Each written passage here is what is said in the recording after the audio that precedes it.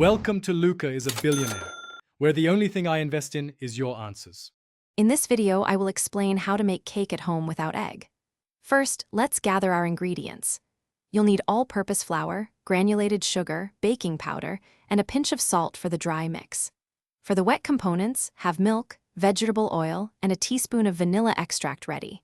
We'll also preheat our oven to 350 degrees Fahrenheit and prepare a 9-inch round cake pan by greasing and flouring it well. This ensures a perfect bake and easy removal. Now, let's combine our components. In a large bowl, whisk together 2 cups of all-purpose flour, 1.5 cups of sugar, 2 teaspoons of baking powder, and 1/4 teaspoon of salt. In a separate bowl, mix 1 cup of milk, 1/2 cup of vegetable oil, and 1 teaspoon of vanilla extract. Slowly pour the wet mixture into the dry ingredients. Stir gently until everything is just combined, being careful not to. With the old alternator out, it's time to install the new one. Carefully place the new alternator into its mounting bracket, ensuring it aligns properly. Then, install the 2 or 3 mounting bolts, hand tightening them initially.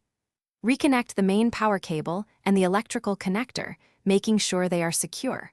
Finally, route the serpentine belt correctly around all the engine pulleys, following the diagram for your specific vehicle to ensure proper alignment and function. Once baked, let your cake cool in the pan for about 10 minutes. This helps it firm up before removal. Then, carefully invert the cake onto a wire rack to cool completely. Cooling on a rack prevents the bottom from becoming soggy. Once fully cooled, you can frost it with your favorite icing or simply dust it with powdered sugar. Slice and enjoy your wonderfully moist and flavorful homemade eggless cake. Thanks for watching and please subscribe. It's the best investment you'll ever make.